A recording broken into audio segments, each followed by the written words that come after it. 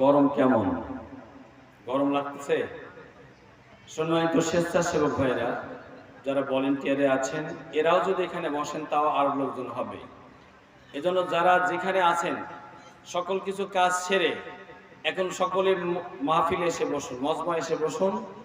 কোরআনের আলোচনা হবে, গুনাহ মাফ হবে। আল্লাহ তাআলা আমাদের সকলকে কোরআনের মাহফিলে এসে বসার সুযোগ করে দেন। সবাই বলে আমিন। মানুষের মনগুলোর চাবির হাত মালিককে কে? আল্লাহ।